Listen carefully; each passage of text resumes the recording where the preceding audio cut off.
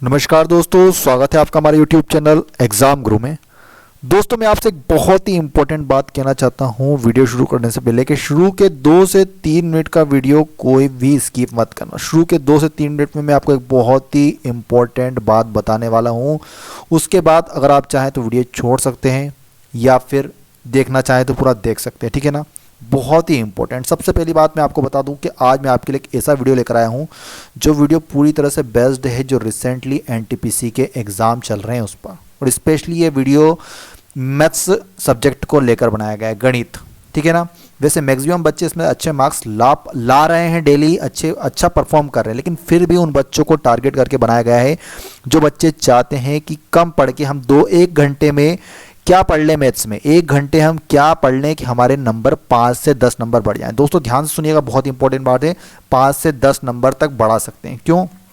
क्योंकि मैं इस वीडियो के माध्यम से इंपॉर्टेंट टॉपिक, ध्यान से सुनिएगा, बहुत इंपॉर्टेंट टॉपिक, जितने भी इंपॉर्टेंट टॉपिक है जिनसे क्वेश्चन आ रहे हैं, जैसे कि सिंप्लीफिकेशन हो गया, प्रॉफिट एंड लॉस हो गया, आपका मैक्सिमम क्वेश्चन पूछे जा रहे हैं, एलसीएम एचसीएफ, नंबर सिस्टम से क्वेश्चन आ रहे हैं, रेशियो एवं प्रोपोर्शन से आ रहे हैं, सिंपल इंटरेस्ट, कंपाउंड इंटरेस्ट से आ रहे हैं, एक एवरेज से पूछे जा रहा है, एक पार्टनरशिप, टाइम एंड डिस्टेंस, और कुछ क्वेश्चन 3 से 4 क्वेश्चन आपके एरिया और पैरीमीटर, जैसे कि घन, घनाभ हो गया, आपका शंकु हो गया, बेलन हो गया, ट्रिग्नोमेट्री से क्वेश्चन आ रहे हैं, त्रिकोणमिति से, वृत्त और प्रोबेबिलिटी। ये 10 से 12 टॉपिक है इंपॉर्टेंट, इनसे ही मैक्सिमम क्वेश्चन आ रहे हैं और इनसे संबंधित जितने भी इंपॉर्टेंट फार्मूले हैं इस वीडियो में, ठीक है ना। तो जिस भी बच्चे की तैयारी अच्छी है वो भी देखना, और जिसकी नहीं है वो तो बेटा देख ही लेना, तो आपके 5 से 10 नंबर बढ़ जाएंगे। और जिनकी तैयारी अच्छी है, जो कह रहे हैं कि हाँ मैथ्स पूरा कर लेंगे, वो तो पूरा रिवाइज कर लेना, उनका 100% रिवाइज हो जाएगा। और देखिए, जिन बच्चों का एनटीपीसी का एग्जाम हो गया है वो सीबीटी 2 को ध्यान में रखते हुए इस वीडियो को जरूर देखें, क्योंकि आपको बहुत फायदा मिलेगा।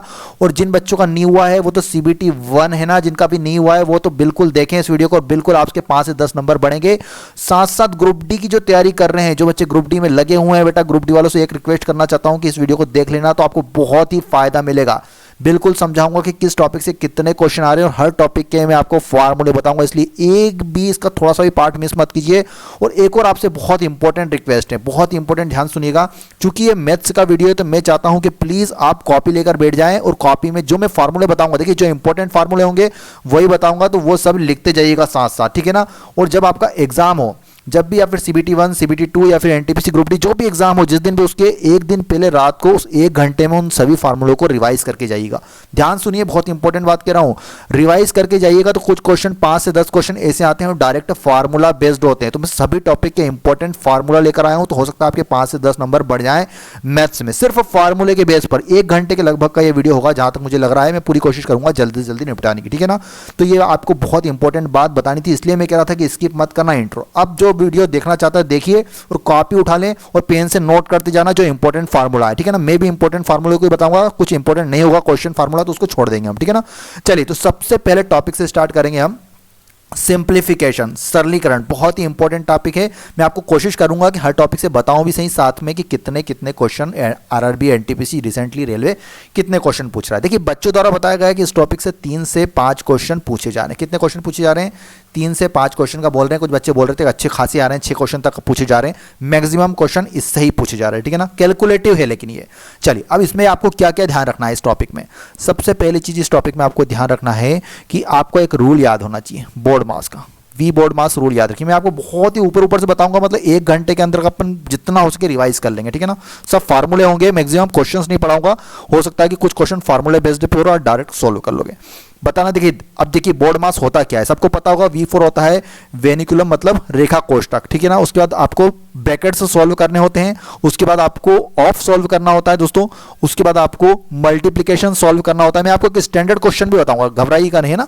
आपको एडिशन सॉल्व करना होता है और आपको सब्सट्रैक्शन सॉल्व करना होता है। मतलब कुल मिला के बोर्ड मास रूल ये कहता है आपका कि आपको इसी क्रम में पूरी इक्वेशन को सॉल्व करना है, ठीक है ना। देखते हैं आप किस प्रकार करना है। यहां पर मैं आपको एक बहुत ही सिंपल सा उदाहरण यहां पर दिया भी गया है, ठीक है ना। ये पूरे इसके अंतर्गत देखिए कुछ मैथमेटिकल साइंस दिए गए और आपको उसी क्रम में सॉल्व करना है। सबसे पहले आप क्या करेंगे, सबसे पहले आप कोष्ठक को सॉल्व करेंगे, फिर आप बोर्ड मास, तो फिर ऑफ को सॉल्व करेंगे, फिर डिवाइड को, फिर मल्टीप्लिकेशन, एडिशन, फिर सब्सट्रैक्शन। इस प्रकार आप इसको सॉल्व करेंगे ना तो आपका फाइनली उत्तर आ जाएगा। ये मैं क्वेश्चंस ज़्यादा सॉल्व नहीं करवाऊंगा, मेरा टारगेट है कि 1 घंटे में आपको मैक्सिमम बहुत ही इंपॉर्टेंट टॉपिक आने हैं तो उनके सभी के फॉर्मूले रिवाइज करना। सब कर सकते हैं इस इक्वेशन को सॉल्व सिंपली तरीके से, नहीं करते बड़ा आराम से वीडियो पॉज करना और बिल्कुल कैलकुलेट करना आपको होगा, क्योंकि मैं क्वेश्चंस अभी नहीं करवाऊंगा, होगा तो एक क्वेश्चन का अलग वीडियो बनाऊंगा। चलिए अब सबसे पहले कुछ इंपॉर्टेंट फार्मूले देख लें, जो कुछ इंपॉर्टेंट फार्मूले डायरेक्टली आपको क्वेश्चन में लगा देंगे तो आपके आंसर आ जाएंगे। एक फार्मूला होता है A square minus B square, तो ये होता है दोस्तों A plus B A minus B. मैंने इसलिए बोला था नोटबुक साथ में रखना, पेन से हो सके तो नोट करते जाना, ठीक है ना। ये बहुत ही इंपॉर्टेंट फार्मूले हैं। एक फार्मूला होता है ए प्लस बी का होल स्क्वायर, इसको बोलते हैं A square plus 2ab plus B square, ठीक है ना, नोट करते चलिएगा। एक और फार्मूला याद रखिएगा ए माइनस बी का होल स्क्वायर, तो ये होता है आपका A square minus 2ab plus B square. इसको आप सोल्व भी कर सकते हैं, इसको 2 बार लिखेंगे, मल्टीप्लाई करेंगे, लेकिन फार्मूला आपको हमेशा याद रखना है, ठीक है ना। रट लीजिए, कुछ भी करिए, बिल्कुल आपके नंबर बढ़ाने के लिए। ए प्लस बी का होल स्क्वायर, ए माइनस बी का होल स्क्वायर, इन दोनों का अगर प्लस करेंगे तो क्या हो जाएगा 2 ब्रैकेट में ए स्क्वायर प्लस बी स्क्वायर। इसको सोल्व भी कर सकते हैं। देखिए दोनों का ऊपर मैंने फार्मूला दिया है, इनको इससे कैसे रखेंगे तो मैं आपको बता दूं कि देखिए अगर फाइनली अगर हम इन दोनों को सॉल्व करेंगे तो इससे ये कट जाएगा, बचा क्या ए स्क्वायर ये स्क्वायर, तो 2a square plus 2b square मतलब 2a square plus B square, जो मैंने सॉल्व करा था, ठीक है ना। चलिए एक और फार्मूला होता है ये वाला, अगर माइनस करेंगे तो क्या हो जाएगा 4ab हो जाएगा, क्योंकि ए स्क्वायर बी स्क्वायर तो कट जाएंगे आपस में। एक होता है होल क्यूब वाला, ये इंपॉर्टेंट फार्मूला है दोस्तों। ए प्लस बी का होल क्यूब क्या होता है A cube plus B cube plus 3ab bracket में ए प्लस बी। एक आपका फार्मूला होता है इसमें ए माइनस बी का होल क्यूब, इसका फार्मूला याद रखिए A cube minus B cube minus 3ab A minus B. लिखते जाइएगा, रट लेना बेटा अभी, और जिस दिन एग्जाम होना उसके 1 घंटे पहले पढ़ के चले जाना, 5 से 10 नंबर कन्फर्म है। A cube plus B cube, इसका फार्मूला होता है A plus B A square minus A B plus B square. A cube minus B cube होता है A minus B A square plus A B plus B square. ये दोनों फार्मूले भी important है। चलिए अगला एक फार्मूला देखते हैं। देखिए 2 फार्मूले और बड़े बड़े फार्मूले हैं, आप स्टैंडर्ड इनको नोट कर लें। A plus B plus C का होल स्क्वायर क्या होता है A square plus B square plus C square plus 2ab plus 2bc plus 2ca, ठीक है ना, इसको ये बोल सकते हैं आप। यहाँ पर एक और फार्मूला दे रखा है, इसको भी आप नोट कर सकते हैं, लेकिन ये दोनों फार्मूले इतने इंपॉर्टेंट नहीं जितने कि मैंने अभी जितने आपको ऊपर बताएं, ठीक है ना। ये मैक्सिमम जो क्वेश्चन आ रहे हैं इन्हीं फार्मूले पर बेस्ड आ रहे हैं, तो इन सभी फार्मूले को आप नोट कर लेना। मैं आपको वही फार्मूले बताऊंगा जो फार्मूले इंपॉर्टेंट है, ठीक है ना, ज़्यादा मैं डीप में जाऊंगा नहीं। चलिए तो अब ये वाले हमने फार्मूले कंप्लीट कर लिए। चलिए दोस्तों, तो अब हमारा अगला टॉपिक है LCM एंड SCF, लघुत्तम समापवर्तक और महत्तम समापवर्तक, ठीक है ना। बच्चों द्वारा बताया गया है, पहले दिन इससे ज़्यादा क्वेश्चन आ रहे थे, बाद में कम आए, फिर कुछ बढ़ गए थे क्वेश्चन। तो रिपोर्ट जितने किए गए हैं 2 से 4 क्वेश्चन, ठीक है ना, 2 से 3 क्वेश्चन, ज़्यादा क्वेश्चन नहीं आ रहे हैं इससे, लेकिन फिर 2 से 3 क्वेश्चन, कभी कभी एक, कभी कभी आया भी नहीं है, लेकिन मिनिमम 1 क्वेश्चन तो बिल्कुल आ रहा है। अब सबसे पहली चीज़ बता दूँ कि जो LCM और SCF टॉपिक है, होता क्या है LCM और SCF, लघुत्तम समापवर्तक और महत्तम समापवर्तक। मैं आपको बिल्कुल बेसिक तरीके से इसको समझा देता हूँ ये एक्चुअली होता क्या है। यहाँ पर एक चीज़ देखना आप, अब यहाँ पर मैंने एक चीज़ पूछा आपसे कि 6 और 8 का लघुत्तम समापवर्तक कितना होगा, तो आपने बता दिया 24, ठीक है ना। कैसे निकालना है ये भी बताऊंगा आपको, और ये होता क्या है एक्चुअल में। देखिए सबसे पहले मैं बात करूँ LCM की, तो LCM होता क्या है, यूँ मान लीजिए आप, ये मान लीजिए कि वह न्यूनतम संख्या होती है, ठीक है ना, ये वो न्यूनतम संख्या बतानी है जो कि जो 2 संख्याएं दे रखी है आपको, जिनका निकालना है आपको लघुत्तम समा, उनको वो विभाजित हो जाए उससे, ठीक है ना। क्योंकि यहाँ पर देखा जाए तो 24 6 और 8 दोनों से विभाजित हो रहा है, ठीक है ना, पूर्णतः विभाजित होने वाली संख्या। अब निकालना कैसा है इसको, सिंपली आप, एक तरीका ये होता है सिंपली जिस तरह बच्चे निकालते हैं, जैसे कि आप यहाँ पर डिवाइड करते जाएं, 2 3 6 2 चौक 8, यहाँ पर आप 2 दूनी 4 3 रख लेंगे, आखिरी में आप किससे डिवाइड हो रहा है, क्या नहीं हो रहा है, तो 3 दूनी 6 दूनी 12 दूनी 24, आप इस तरह पूर्ण 24 प्राप्त कर सकते हैं। सिंपल सबको पता होगा, मैं ज़्यादा डीप में नहीं जाऊँगा, LCM इस प्रकार प्राप्त कर सकते हैं। कुल मिला के कहना यही है कि वह लघुत्तम समापवर्तक वह न्यूनतम संख्या होती है, विभाजित होने वाली संख्याओं में न्यूनतम जो आपको जो दोनों संख्याएं दी है उससे पूर्णतः विभाजित हो जाए, ठीक है ना।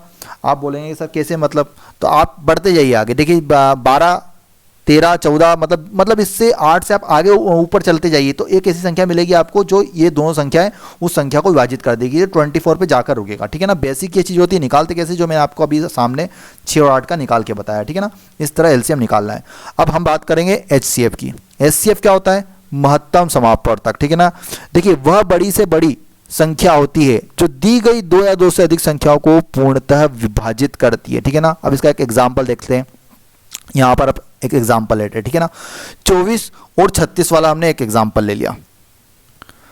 देखिए दोस्तों तो जब भी हमको एचसीएफ निकालना हो तो सिंपली हमको एचसीएफ कैसे निकालते हैं आपको पता होगा। 24 का सबसे पहले हम मल्टीप्लिकेशंस कर देते हैं, कितने गुणनखंड होते हैं इसके, तो इसको कर देते हैं 2 दूनी 4, 8 या 24, तो 24 है ना। अपन ने इसके पूरे गुणनखंड लिख दिए। अब अगर बात की जाए 36 की, 36 को कैसे करेंगे हम, ये होता है 36 बार 24 बार 36, ठीक है ना। 6 दूनी 12, 3 दूनी 6, तो 3 तिया 9 दूनी 18 दूनी 36, इसके आप पूरे हमने गुणनखंड लिख लिए। अब इसमें से हमको कॉमन ले लीजिए। कॉमन क्या क्या ले सकते हैं, एक हमने 2 कॉमन ले लिया, ये 2 भी कॉमन हो गया यहाँ पर, और एक 3 कॉमन हो रहा है, तो क्या हो रहा है 2 दूनी 4 तिया 12, तो फाइनली हमारे पास एचसीएफ कितना निकल के आ गया 12। मतलब कुल मिला के कहना यह है कि अगर बात की जाए 24 और 36 की, तो इसका जो पूर्णतः विभाजित करने वाली संख्याओं में अधिकतम संख्या कौन सी है, 12 है, ठीक है ना, जो इनको पूर्णतः विभाजित कर दी गई। 12 से कट जाएगा 12 दूनी 24 और 12 तिया 36। कुल मिला के कहना यही है कि आपको वही सबसे बड़ी से बड़ी संख्या महत्तम समापवर्तक होती है जो दी गई संख्या को पूर्णतः विभाजित कर दे, ठीक है ना। बेसिक एकदम आपको एलसीएम भी समझा दिया मैंने, वो न्यूनतम संख्या थी, यहाँ पर सबसे बड़ी ग्रेटेस्ट संख्या ली है हमने, ठीक है ना। चलिए अब अगले टॉपिक की ओर चलते हैं।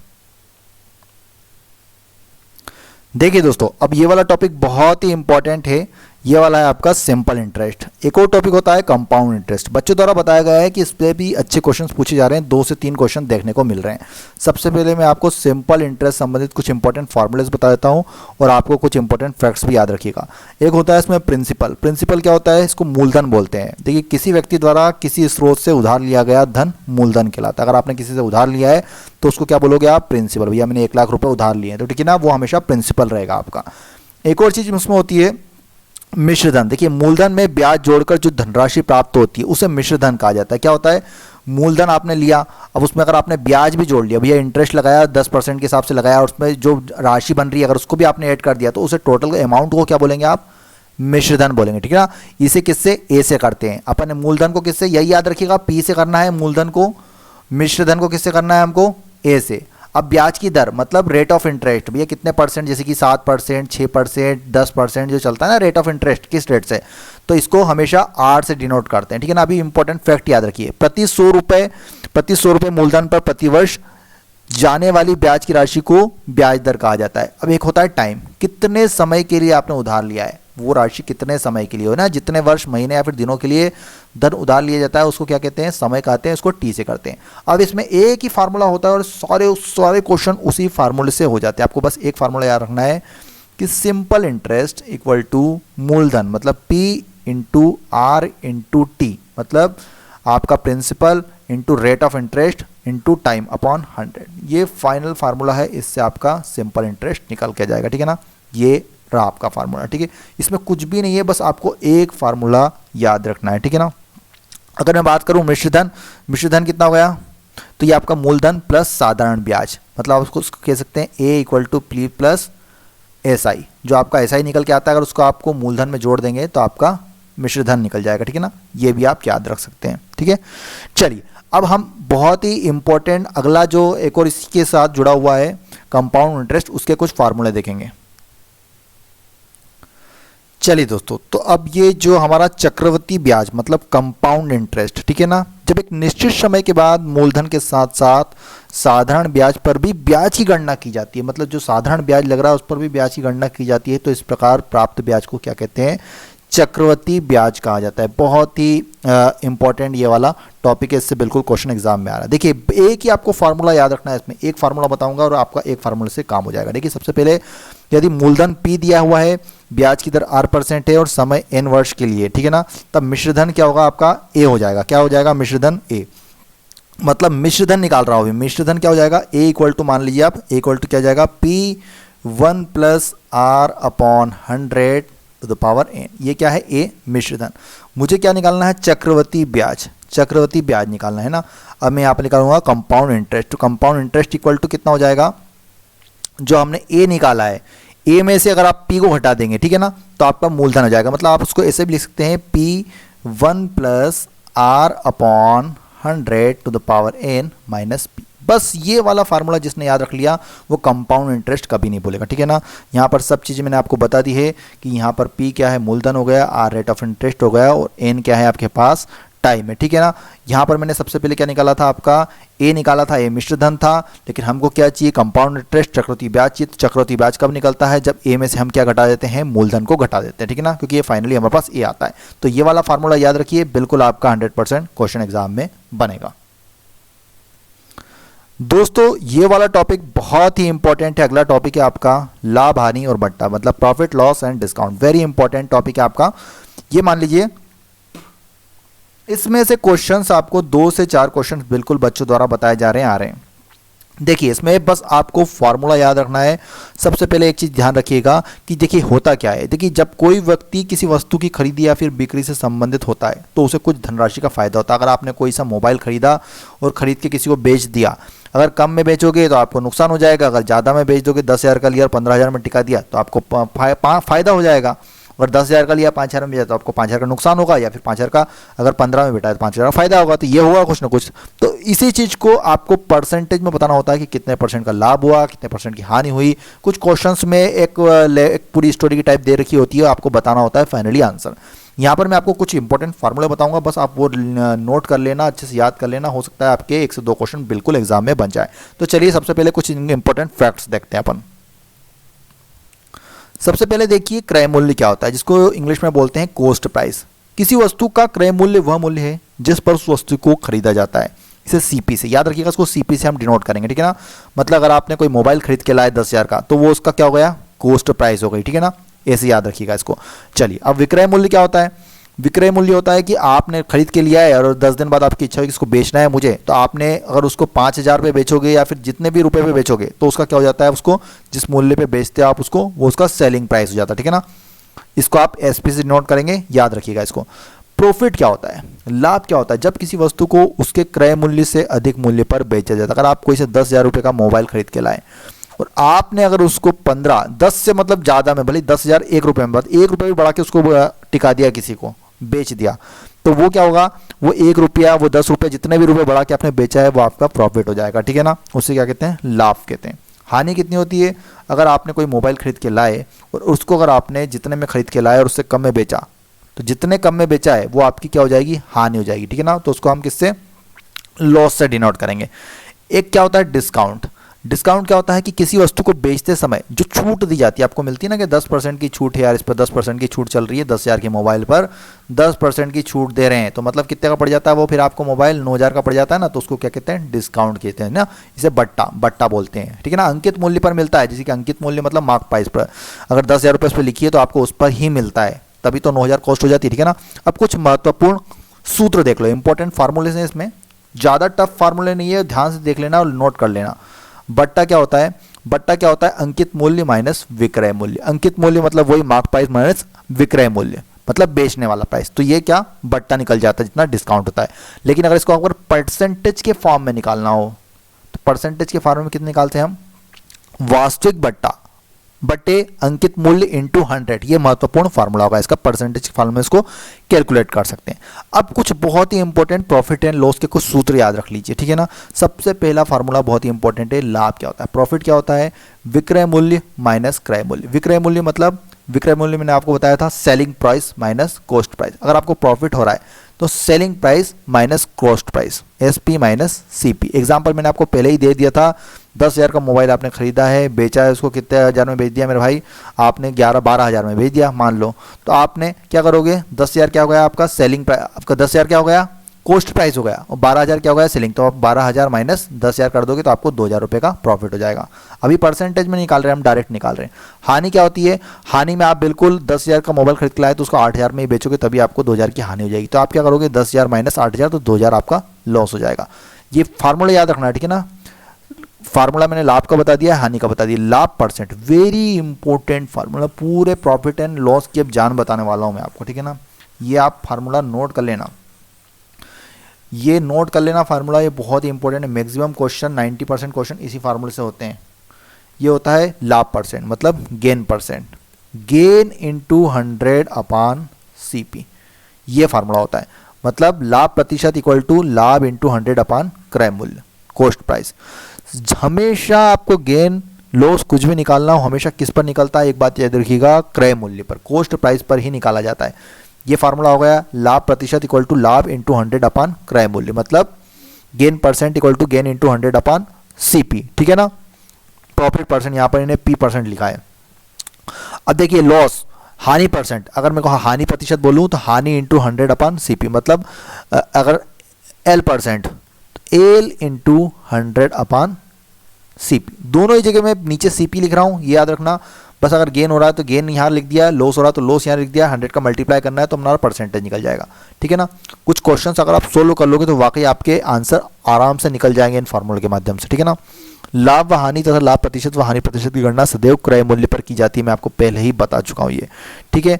इसका एग्जाम्पल जैसे कि मैं आपको बोलूँ, अभी हम मोबाइल वाला ही ले रहे थे तो हम उसको मोबाइल वाला करके देखते हैं, ठीक है ना। इसको इंप्लीमेंट करते हैं, अलग से कोई क्वेश्चन नहीं लूँगा, एक क्वेश्चन करूँगा तो आपको पूरी पिक्चर ये दोनों फार्मूले हो सकता है क्लियर हो जाए।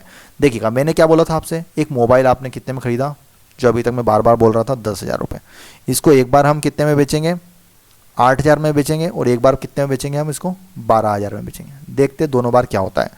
अगर 10,000 का अगर कोई मोबाइल आपने खरीदा, उसको आप 12,000 में बेच रहे हो, तो क्या हो रहा है आपको, डायरेक्ट बोलो 2,000 रुपये का प्रॉफिट हो रहा है। तो हम किसी ने बोला क्वेश्चन में कि आप प्रॉफिट परसेंटेज बताओ, कितने परसेंट का लाभ हुआ, ये तो पता है कि 2,000 रुपये का लाभ हुआ, तो 2,000 रुपये हुआ है तो परसेंटेज पूछा है, तो मैं क्या करूँगा इस फार्मूले में लगाऊंगा गेन परसेंट, ठीक है ना। अभी ये मैं 12,000 में बेच रहा हूँ तो देखता हूँ कितना लाभ हो रहा है, गेन परसेंट निकालना है सामने को। फार्मूला ये गेन इंटू 100, गेन कितना हुआ 12,000 में बेचा, 10,000 में लाया था तो 2,000 रुपये का, तो मैंने लिखा 2,000 रुपये, ठीक है ना, इंटू 100 अपन कॉस्ट प्राइस CP, नीचे क्या लगना है CP, मतलब मेरा कॉस्ट प्राइस कितना था 10,000, तो मैंने नीचे कितना लिख दिया 10,000। इसको कर लो सॉल्व, देखते कितना आता है, तो ये आ गया हमारा 20, मतलब कितना है मेरा गेन परसेंट कितना हो गया 20%। सही है, बिल्कुल सही है, एकदम एग्जैक्ट सही है। अगर आपने, अब मैं आपको लॉस का निकाल के बताता हूँ, ये फार्मूले का यूज़ कर रहा हूँ दोनों, ये दो बहुत ही मेन फार्मूले, इन पर ही क्वेश्चन चल रहे हैं मैक्सिमम, मैं बहुत डीप की बात बता रहा हूँ आपको। अगर आपने 8,000 रुपये में बेचा तो अब आपको बिल्कुल क्लियर है कि 2,000 रुपये का हानि हुई है, ये तो क्लियर है। लेकिन अगर बोला कि कितने परसेंट की हानि हुई है, तो वही फार्मूला लगाऊंगा L%, नीचे वाला फार्मूला, ठीक है ना। L% equal to L into 100, L मतलब लॉस, लॉस कितना हुआ भैया 10,000 की 8,000 में बेच रहा हूँ मैं, तो 2,000 रुपये का, तो 2,000 गुणित 100 अपान फिर कॉस्ट प्राइस वही 10,000। सोल्व कर लो इसको, यहां पर भी हमको 20% का ही लॉस हुआ, ठीक है ना, मतलब बिल्कुल बराबर हो रहा है, 20% का ही लॉस हो रहा है। अगर इसको 9,000 में बेचोगे तो हमको 1,000 रुपये हो जाएगा, तो यहाँ पर 1,000 हो जाएगा, तो यहाँ पर 1,000 को सोल्व करेंगे तो 10% आ जाएगा, ठीक है ना। मतलब कुल मिला के बात यह है कि दोनों फार्मूलों पर बेस्ड होता है, ये मेन फार्मूला बता दिया है, ठीक है ना। चलिए अगले टॉपिक की ओर चलते हैं दोस्तों, औसत एवरेज, ये टॉपिक भी बहुत इंपॉर्टेंट है।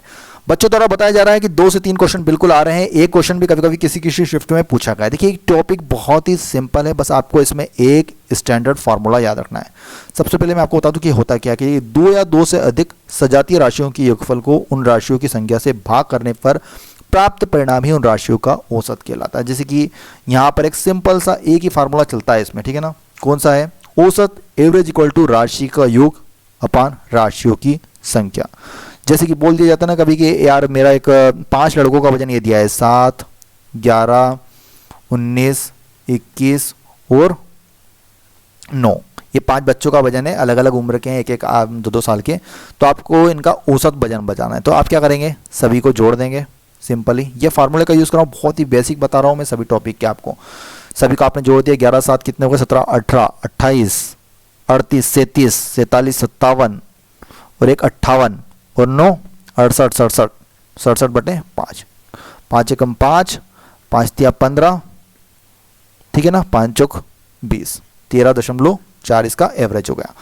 इस तरह करना है, मतलब मैंने क्या करा, सभी का सम कर दिया और नीचे कितना करा मैंने, टोटल नंबर ऑफ संख्या, ये वाला फार्मूला, औसत इक्वल टू राशियों का योग अपान राशियों की संख्या। बस एक फार्मूला होता है, इस पर ही पूरा औसत टिका होता है। महत्वपूर्ण बिंदु क्या है इसमें, औसत को मध्यमान भी कहते हैं, इसको, इसका एक अन्य नाम क्या है, मध्यमान, ठीक है ना।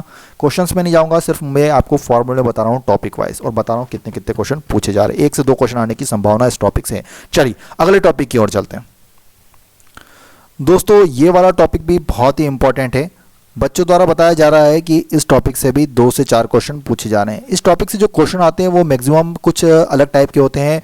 कभी कभी आपसे ट्रेन वाले क्वेश्चन भी पूछ लिए जाते हैं, कभी कभी आपसे बोट वाले क्वेश्चन भी पूछ लिए जाते हैं, कभी कभी आपसे डायरेक्ट समय और दूरी से संबंधित कुछ अन्य चीज़ों को लेकर भी क्वेश्चन पूछे जाते हैं। अब इस टॉपिक में होता क्या है कि सिर्फ एक ही फार्मूला काम करता है और आपको स्पेशली ध्यान रखना पड़ता है कि जो सेंटीमीटर को मीटर में कैसे बदलना है, मीटर को सेंटीमीटर में कैसे बदलना है। मतलब क्वेश्चंस किसी में दे रखा है आपको मीटर प्रति सेकंड में दे रखा है तो आपको किलोमीटर प्रति घंटे में बदलना पड़ सकता है, फिर किलोमीटर प्रति घंटे को मीटर प्रति सेकंड में चेंज करना पड़ सकता है।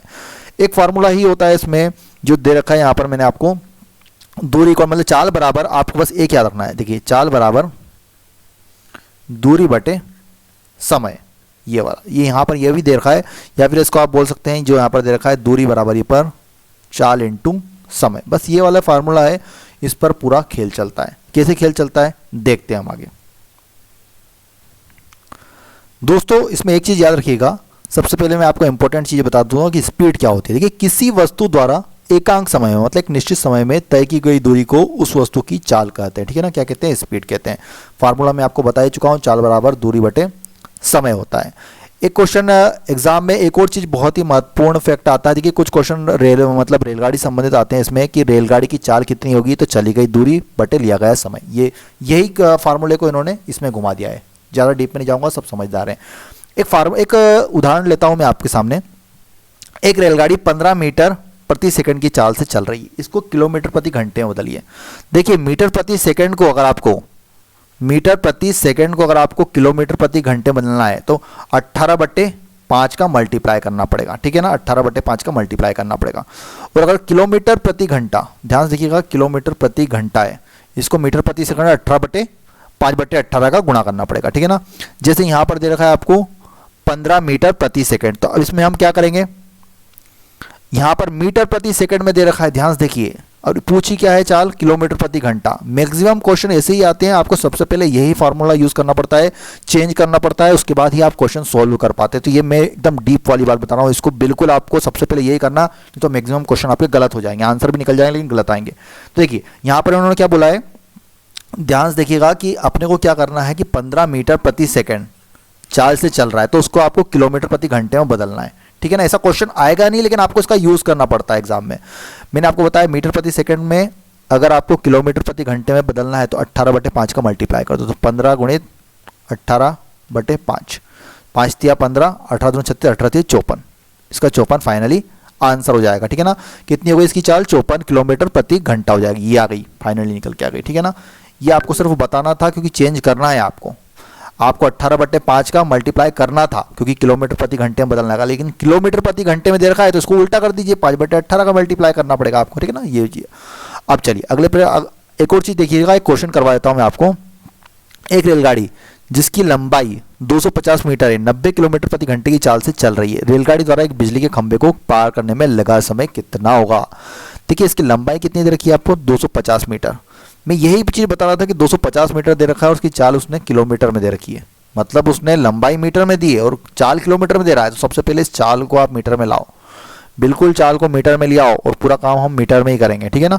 बाद में अगर जरूरत पड़ेगी तो किलोमीटर में बदल लेंगे। 90 को किलोमीटर प्रति घंटा है तो इसको अगर मीटर प्रति सेकंड में बदलना है तो मैंने आपको बोला था कि 5/18 का मल्टीप्लाई करना है, इसलिए कहता हूं कि नोट करते जाना।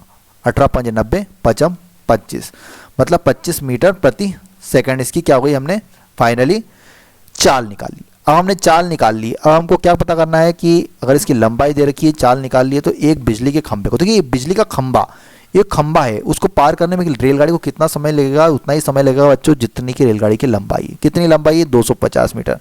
फार्मूला क्या होता है हमारे पास, चाल बराबर पर दूरी बटे समय। दूरी मतलब 250 क्योंकि जितनी लंबाई है ट्रेन की उतनी, और समय कितना 25, तो 25 से डिवाइड करेंगे। 25 क्यों, समय मतलब मेरे कौन सा, ये वाला 25 मीटर प्रति सेकंड। तो इसको सॉल्व करेंगे तो हमारे फाइनल कितना जाएगा, 10, ठीक है ना। कितने मिनट लगेंगे, 10 मीटर प्रति सेकंड, तो 10 सेकंड में वो पार कर जाएगी, ठीक है ना। ऑप्शन तो नहीं है यहाँ पर, डायरेक्ट ही निकालिए आप, 10 सेकंड लगेंगे, ठीक है ना। ये बहुत ही इंपॉर्टेंट टॉपिक था, सिर्फ इस तरह के क्वेश्चन एग्जाम में आएंगे। बस एक चीज़ का ध्यान रखना, मीटर प्रति सेकंड और किलोमीटर प्रति घंटे में सबसे पहले चेंज कर लेना और चाल बराबर दूरी बटे समय लगा देना, आपका 100% आंसर आ जाएगा। चलिए अगले टॉपिक की ओर चलते हैं। चलिए दोस्तों, तो अब हमारा अगला टॉपिक है क्षेत्रफल एवं परिमाप, मतलब एरिया एवं पेरीमीटर। देखिए इसके अंतर्गत मैं आपको बहुत सारे इंपॉर्टेंट फार्मूले बताऊंगा, जो इंपॉर्टेंट होंगे उनको नोट करते चलना। ये बहुत ही इंपॉर्टेंट टॉपिक है, ठीक है ना। इसमें वर्ग, घन, घनाभ, शंकु, बेलन, गोला, त्रिभुज, इसके सभी के हम देखेंगे कि कौन कौन से फार्मूले इंपॉर्टेंट बन सकते हैं। देखिए सबसे पहली चीज तो क्या होता है, मैं आपको बता दूं कि जो क्षेत्रफल का मात्रक होता है ये वर्ग इकाई के रूप में होता है, ठीक है ना। ये बात याद रखिएगा, एक इंपॉर्टेंट फैक्ट है। किसी समतल आकृति द्वारा घेरा जाने वाला स्थान अथवा आकृति की सीमाओं के अंदर के धरातल को परिमाप उसका क्षेत्रफल कहलाता है। कितना? उसका क्षेत्रफल कहलाता है। देखिए अब कैसे करते हैं हम इनको, इसके अंतर्गत कुछ इंपॉर्टेंट चीज बताता हूं। सबसे पहले परिमाप क्या होता है ये तो मैं आपको बता चुका हूं। अगर मैं बात करूं जैसे कि त्रिभुज की बात करूं, किसी समतल त्रिभुज ले लो आप, आयत ले लो, वर्ग ले लो, तो किसी समतल आकृति की सभी भुजाओं का योग उसका परिमाप कहलाता है, ठीक है ना। क्या होता है, जैसे कि मैंने आयत ले लिया, आयत की जो चारों भुजाएं कि भैया 2, 3 जितने भी भुजाएं हैं तो उनका अगर सभी का योग कर देंगे हम तो ठीक है ना, उसका परिमाप निकल जाएगा। अभी मेन चीज क्या होती है, मेन चीज क्या होती है इसके अंतर्गत फार्मूले। सबसे पहले ट्राइंगल के फार्मूले में आपको बताता हूं, ठीक है ना। देखिए क्या होता है कि 3 भुजाओं से घिरी हुई आकृति को ट्राइंगल कहते हैं। इसमें 3 कोण होते हैं जिनका योग कितना होता है, 180 होता है। इंपॉर्टेंट फैक्ट्स हैं, याद रखिएगा, ठीक है ना। तथा किन्हीं 2 भुजाओं का योग तीसरी भुजा से अधिक होता है। ये इंपॉर्टेंट फैक्ट है, स्टैंडर्ड फैक्ट है, शाश्वत सत्य बोल सकते हैं ना। अब त्रिभुज का क्षेत्रफल कितना होता है, एक इंपॉर्टेंट फार्मूला यहाँ से बन रहा है हमारा त्रिभुज का क्षेत्रफल। तो त्रिभुज का क्षेत्रफल होता है दोस्तों 1/2 आधार गुणित ऊंचाई 1/2 बेस इंटू हाइट।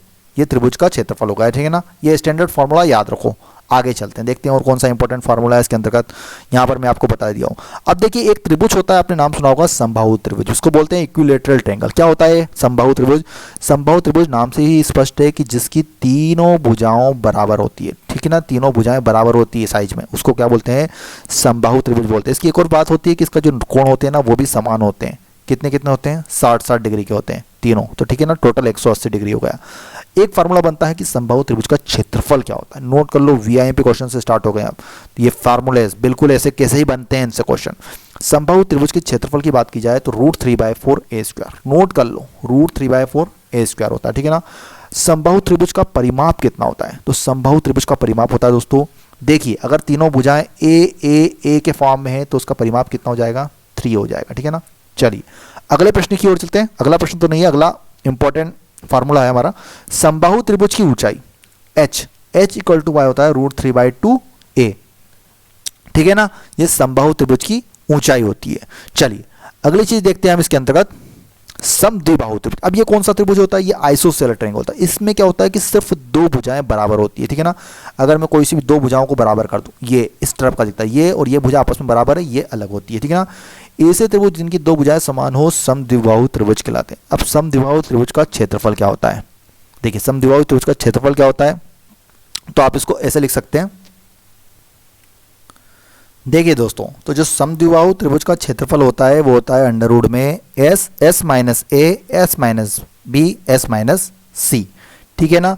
यहाँ पर मैं आपको एक और चीज बता दूं कि जो समद्विबाहु त्रिभुज का अगर क्षेत्रफल अपन ऐसे निकाल रहे हैं तो यहाँ पर s भी एक कंफ्यूजन होता है। क्या होता है, तो s होता है आपका a + b + c/2, ठीक है ना। आप इस फार्मूले से बिल्कुल समद्विबाहु त्रिभुज का निकाल सकते हैं। लेकिन होता क्या है यहाँ पर समद्विबाहु त्रिभुज दे रखा है, बिल्कुल यहाँ पर सही है ये वाली चीज जो मैंने मिसप्रिंट कर दी है। मैं आपको बता दूं कि जो यहाँ पर a क्यों रख दिया है, क्योंकि होता क्या है कि ये फार्मूला स्टैंडर्ड फार्मूला होता है अंडर में s s minus a s minus b s minus c, लेकिन a = b समद्विबाहु त्रिभुज की बात हो रही तो आप a की जगह b रख सकते हैं और उसको सॉल्व कर सकते हैं। तो s माइनस a यहाँ भी s माइनस a और s माइनस b कर सकते हैं, क्योंकि 2 भुजाएं बराबर होती है। लेकिन स्टैंडर्ड आपको कोई कोशिश ये करना है कि समद्विबाहु दिया हो, कुछ भी दिया हो, आप हमेशा अंडर में s minus a s minus b s minus c follow करें। और s ये माने कि a + b + c/2 होता है। a b c क्या है, यहाँ पर भुजाएं हैं तीनों, ठीक है ना।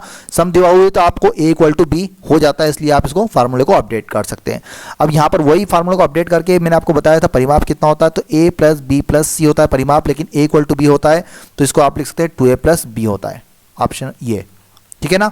तो ये कुछ स्टैंडर्ड फार्मूलेज हैं, इसको आप याद रखिएगा। चलिए अगले फार्मूले की ओर चलते हैं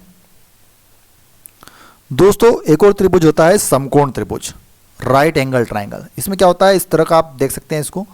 इसमें किसी त्रिभुज का एक कोण अगर समकोण या फिर 90 डिग्री का हो तो उसे आप राइट एंगल ट्रायंगल बोलेंगे। समकोण त्रिभुज का क्षेत्रफल 1/2 आधार बेस इंटू लंब लंब ये हो गया, बेस ये होगा। ये डायरेक्ट यहाँ पर बेस इंटू लंब से आप इसका जो समकोण त्रिभुज होता है उसका आप क्षेत्रफल निकाल सकते हैं।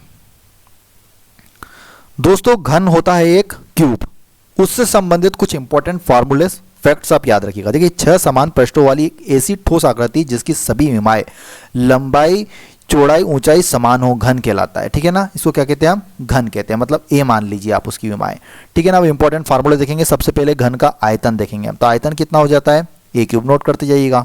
घन का पृष्ठीय क्षेत्रफल ये हो जाता है 6a² होता है। घन का विकर्ण कितना होता है, a√3, जहाँ ए क्या है, घन की भुजा है, ठीक है ना। अब हम बात करेंगे दोस्तों घनाभ की, क्यूबॉइड की। ऐसी आकृति जो 6 पृष्ठों या तलों से घिरी हो तथा सभी तल आयताकार हो, घनाभ कहते हैं। घनाभ की भुजाओं को कोर भी कहते हैं, ठीक है ना। घनाभ का आयतन की बात की जाए तो आयतन यहाँ पर LBH, ठीक है ना, घनाभ का आयतन हो गया। घनाभ का पृष्ठीय क्षेत्रफल की बात की जाए तो 2LB + BH + HL, है ना। आप इसको ऐसा मान सकते हैं, ऐसा बना लीजिए, घनाभ ये आपने बना लिया, ठीक है ना। ये घनाभ बना दिया हमने आपकी, ये आपकी हाइट हो गई है।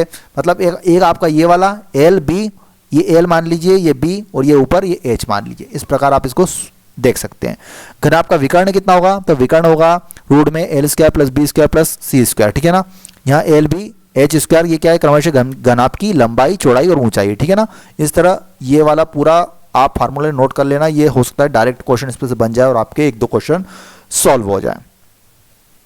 चलिए, तो अब बेलन मतलब सिलेंडर से संबंधित भी कुछ इंपॉर्टेंट फार्मूले हम देख लेते हैं कि वृत्तीय आधार वाली ऐसी ठोस जिसके 5 समतल होते हैं लंबे वृत्तीय बेलन कहलाता है। इसका निर्माण समान त्रिज्या वाले वृत्तों को एक दूसरे के ऊपर रखकर किया जाता है। ऐसा दिखने में आप ऐसा मान सकते हैं, ठीक है ना। ये बेलन हो गया आपका, ठीक है ना, ये बेलन हो गया।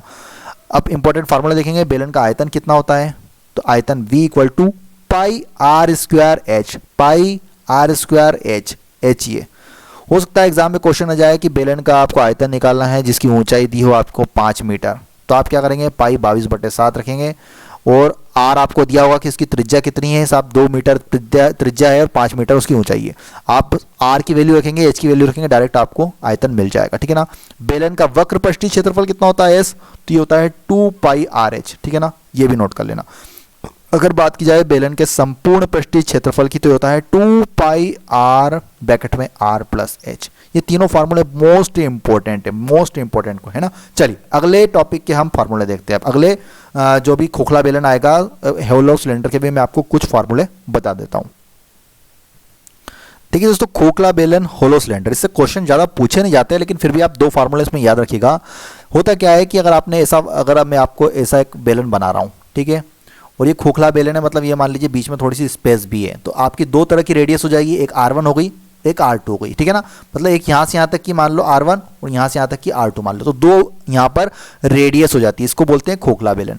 अब इसमें 2 फार्मूले याद कर लेना आप, एक आयतन वाला याद कर लो और एक वक्रपृष्ठीय वाला। देखिए आयतन वाला, अगर आयतन वाले की बात करूँ तो πh ब्रैकेट में R1 का स्क्वायर माइनस R2 का स्क्वायर। मैंने आपको दोनों रेडियस बताई थी, एक लंबी वाली रेडियस और एक छोटी वाली, जो बीच में स्पेस रह जाता है वो छूट जाती है। एक होता है इसका वक्र पृष्ठीय क्षेत्रफल, तो ये भी याद रखना 2πh ब्रैकेट में R1 + R2, 2πh ब्रैकेट में R1 + R2। तो ये दोनों फार्मूले याद रखिएगा। क्वेश्चन आते नहीं है इससे, लेकिन आ जाए खुदा न खास्ता तो आप डायरेक्ट फार्मूला लगा के सॉल्व कर सकते हैं। आपको रेडियस दी हुई होगी, आपको हाइट दी हुई होगी खोखले बेलन की, तो आपको पूछ लिया जाएगा कि आयतन निकालिए या फिर वक्रपृष्ठीय क्षेत्रफल निकालिए। चलिए अगले फार्मूले की ओर चलते हैं। दोस्तों शंकु टॉपिक भी बहुत इंपॉर्टेंट है, मतलब कोण। देखिए आपने देखा होगा पिरामिड जैसा रहता है, ये आप ऐसा मान सकते हैं, इसको ये रहता है, ये आपका शंकु होता है पिरामिड जैसा, जिसका आधार एक वृत्त होता है और समकोण त्रिभुज समकोण बनाने वाले भुजा को आधार या लंब के परिध घुमाने पर इसका निर्माण होता है, जिसे मैंने भी आपके सामने कर दिया। अब क्या क्या इसके अंदर इंपॉर्टेंट है, आयतन, वही चीज रहती है। सबसे पहले आयतन का फार्मूला याद रखना, 1/3 πr²h। r क्या है, r ये हो गई रेडियस, h क्या है, ये हाइट इसकी। ऐसा किस आपको दिया होगा कि हाइट दी हुई है, रेडियस दी हुआ है, आपको इसका आयतन निकालना है। तिर्यक ऊंचाई निकाल लेना, तो तिर्यक ऊंचाई क्या होती है इसकी, √ में r² + h², ठीक है ना। इसको तिर्यक ऊंचाई कहते हैं, ये पाइथागोरस प्रमेय का यूज करके ये बनाया गया है। 2 फार्मूले और इंपॉर्टेंट है इसमें, शंकु का वक्रपृष्ठ, कोण का वक्रपृष्ठ जिसको एज बोलते हैं, ये होता है आपका πrl। एक और चीज याद रखिएगा इसमें कि अगर संपूर्ण प्रश्न पूछ लिया जाए, संपूर्ण पृष्ठ, तो ये होता है πr r + एल ब्रैकेट में हो जाएगा आर प्लस एल। ये दो फार्मूले भी और इंपॉर्टेंट है, तो 4 फार्मूले हो गए इसमें टोटल, बिल्कुल क्वेश्चन आ सकते हैं, आप याद रखिएगा। चलिए अगले फार्मूलेस की ओर चलते हैं। देखिए दोस्तों अगला टॉपिक है गोला। गोले से संबंधित इंपॉर्टेंट फार्मूले देख लेते हैं। एक ऐसी ठोस व गोल आकृति जिसकी सतह पर का प्रत्येक बिंदु एक निश्चित बिंदु से समान दूरी पर स्थित हो। देखा होगा आप, गोला बनाने की जरूरत ही नहीं है। फार्मूले कौन से इंपॉर्टेंट है इसमें, एक सबसे पहले आयतन देख लीजिए, 4/3 पाई आर क्यूब। आयतन कितना होता है इसका, 4/3 पाई आर क्यूब। ये इसका आयतन का फार्मूला होता है। आपको इसकी आर क्या है, यहाँ पर त्रिज्या है जो दी जाएगी। अगर बात की जाए इसके संपूर्ण पृष्ठीय क्षेत्रफल की, तो देखिए संपूर्ण पृष्ठीय क्षेत्रफल होता है इसका पाई आर स्क्वायर। नोट करना सभी है ना, नोटबुक में नोट करते हैं, क्या होता है पाई आर स्क्वायर। एक होता है अर्धगोला मतलब हेमिस्फेयर। हेमिस्फेयर में भी आप 2 फार्मूले याद रखना है। सबसे पहले आप आयतन का याद रखिए। आयतन का होता है formula v = 2/3 pi r cube. Note कर लेना क्या होता है 2/3 पाई आर क्यूब। आर क्या है, वही रेडियस है। अर्धगोले का संपूर्ण क्षेत्रफल अगर पूछ लिया जाए तो ये होता है 3 पाई आर स्क्वायर। क्या होता है 3 पाई आर स्क्वायर। आर जहां पर क्या है, दोनों जगह अर्धगोले की त्रिज्या है। दोस्तों त्रिकोणमिति मतलब ट्रिग्नोमेट्री, इस टॉपिक से भी बहुत ज़्यादा क्वेश्चन आ रहे हैं, बच्चों द्वारा बताए गए हैं कि वही 2 से 3, 4, 5 क्वेश्चन तक कभी कभी पूछ लिया जाता है। लेकिन ये मान लीजिए कि ये टॉपिक भी आपके लिए बहुत ही इंपॉर्टेंट होते हैं। इस टॉपिक से संबंधित जितने भी इंपॉर्टेंट फैक्ट फार्मूला है फटाफट देख लेते हैं, ठीक है ना। चलिए तो स्टार्ट करते हैं। सबसे पहले मैं आपको बताता हूँ, इसमें एक चीज़ होती है पाइथागोरस प्रमेय। सबको आती होगी, ज़्यादा मैं डीप में जाऊँगा नहीं। ऐसा त्रिभुज होता है, अगर ये ए ये बी है तो सी = हो जाता है √ में a² + b², ठीक है ना। ये पाइथागोरस प्रमेय इसको बोलते हैं। यहाँ पर क्या है 90 डिग्री है इसका। चलिए अब इसके अंतर्गत कुछ इंपॉर्टेंट आप याद रखिएगा। कर्ण का स्क्वायर = आधार का स्क्वायर बटे लंब का स्क्वायर, यही पाइथागोरस प्रमेय जो हमने अभी देखी है। अब यहाँ पर होता क्या है कि एक चीज़ याद रखिए, sine theta, cos theta, tan theta, cot theta, sec theta और कोसेक थीटा, इनको सबको आप किस फॉर्म में, जैसे कि अगर मैंने 90 डिग्री का एंगल बना लिया तो आपको साइन थीटा लंब बटे कर्ण। लंब क्या हो गया यहाँ पर, ये लंब हो गया, ये कर्ण हो गया। एल ए एल के कक्का, लाल बटे कक्का अगर आपने याद कर लिया तो भी आप सॉल्व कर सकते हैं। जैसे साइन थीटा मैंने पूछा तो साइन थीटा एल बटे के लंब बटे कर्ण। अगर मैं बात करूं कोस थीटा की, कोस थीटा तो क्या हो, ये आधार बटे कर्ण। कोस थीटा आधार बटे कर्ण मतलब यही एल ए एल के ए, तो आधार बटे कर्ण, तो आधार बटे कर्ण। टेन थीटा में लंब बटे आधार। अगर बात करूं cot theta, sine cos tan cosec sec cot, तो कोट क्या हो जाता है टेन का उल्टा होता है। तो टेन क्या था हमारा, लंब बटे आधार था, तो यह हो जाएगा आधार बटे लंब हो जाएगा। नोट करते चलना, ठीक है ना, इनके आगे यूज होना है आप सभी के।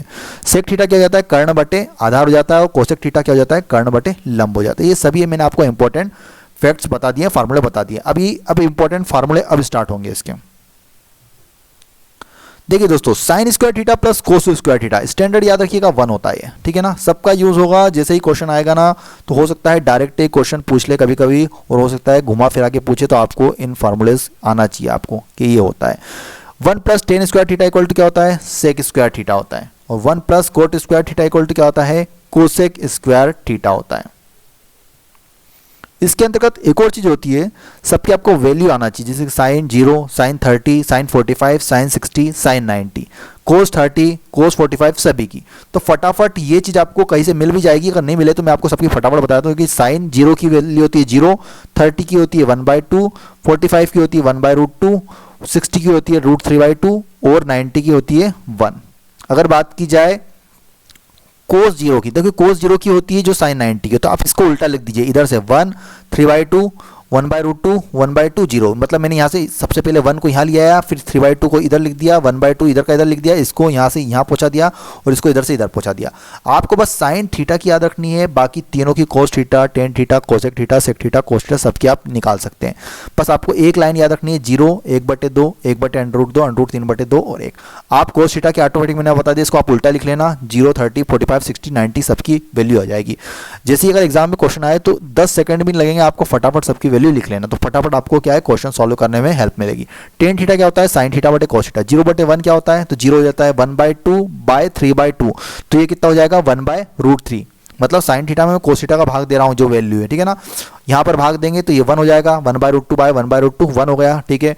3/2 बाय 1/2 कितना हो गया, तो √3 हो गया, और 1/0 कितना होता है, तो इन्फिनिटी होता है। मतलब आपको सिर्फ साइन थीटा की वैल्यू याद रखनी है, तो कोस theta, tan theta, cosec theta क्या होता है, 1/sin थीटा, 1/sin थीटा, ठीक है ना, 1/sin थीटा, तो ये 1/sin थीटा 1/0, तो ये इन्फाइनाइट हो गया।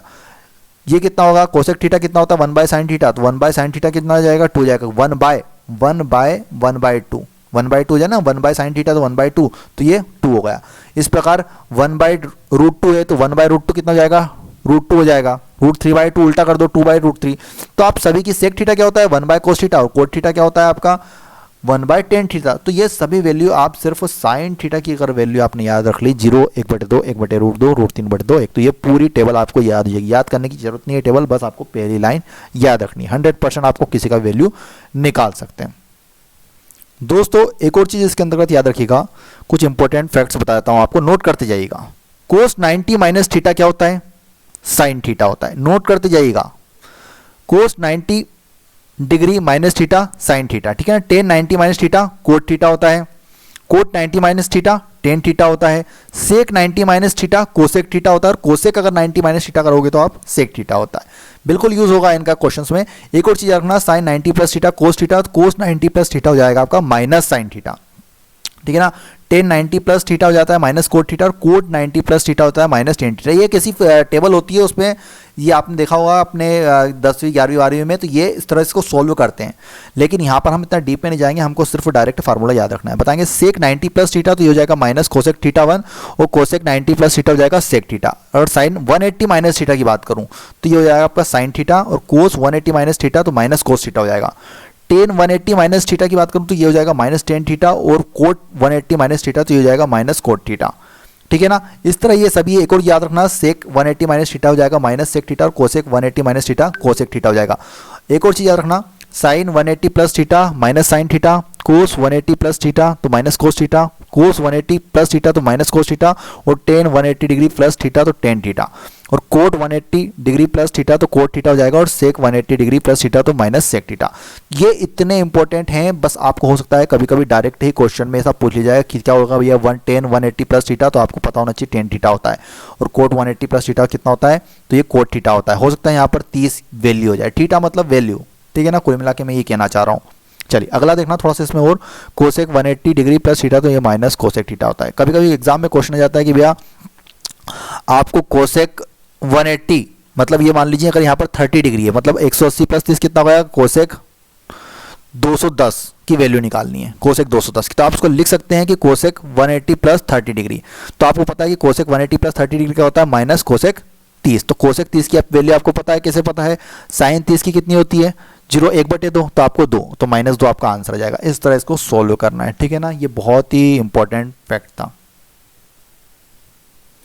दोस्तों मैंने आपको मैक्सिमम टॉपिक के फार्मूले बता दिए, फिर भी 4-5 ऐसे टॉपिक रह गए जिनके मुझे लग रहा है कि फार्मूले आपको बताना रह गए हैं।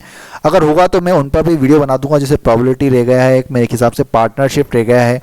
इनमें कोई ज़्यादा फार्मूले होते नहीं है, लेकिन फिर भी आपको कुछ इंपॉर्टेंट फैक्ट्स में याद रखने पड़ते हैं, ठीक है ना। 4-5 टॉपिक छूटे हैं। अगर आपको वीडियो अच्छी लगी हो, इंपॉर्टेंट लगे हैं, अगर आपको हो सकता है आपको 5 से 10 नंबर इस वीडियो से बढ़ जाए, मेरे को तो ऐसा लग रहा है कि बढ़ेंगे अगर आपने अच्छे से इसको फॉलो किया होगा, इंपॉर्टेंट फार्मूले अगर याद करोगे तो प्लीज़ वीडियो को एक लाइक करना है सभी को, और वीडियो को ज़्यादा से ज़्यादा शेयर करना है। लाइक का टारगेट है 10,000, 10,000 लाइक तक अगर आपने पहुंचा दिया, और शेयर का टारगेट है 5,000, तो मैं इसका नेक्स्ट पार्ट भी ला दूंगा जिसमें मैं आपको क्वेश्चंस भी बताऊंगा, ठीक है ना। रीजनिंग वाला वीडियो भी मैं आपके लिए लेकर आऊंगा। अभी मैं आपको अभी हो सकता है कि सभी जिस तरह के क्वेश्चन पूछे जा रहे हैं एनटीपीसी में, वो क्वेश्चन लेकर आऊंगा आपके लिए, और आपको सभी एक एक क्वेश्चन करवाऊंगा जिस टॉपिक से जिस तरह के क्वेश्चन आ रहे हैं। तो प्लीज़ एक लाइक करना है, वीडियो को ज़्यादा से ज़्यादा शेयर करना है, और जो नए बच्चे हैं सब्सक्राइब करके बेल आइकन दबाना, और ऑल नोटिफिकेशन एक्टिवेट कर लेना। या आज स्पेशल डे था, संडे था, तो मैंने सोचा कि आपको सारे फार्मूले एक बार बता दूं जिस टॉपिक से क्वेश्चन आ रहे हैं एनटीपीसी में। बिल्कुल ग्रुप डी की तैयारी कर रहे हो, एनटीपीसी की तैयारी कर रहे हो, CBT 1 CBT 2 सबके लिए इंपॉर्टेंट है। अभी आपके लिए मैथ्स के क्वेश्चन वाला भी वीडियो में बहुत जल्दी लॉन्च करूंगा। चलिए तो वीडियो के लिए बहुत बहुत धन्यवाद। जय हिंद, जय भारत, वंदे मातरम।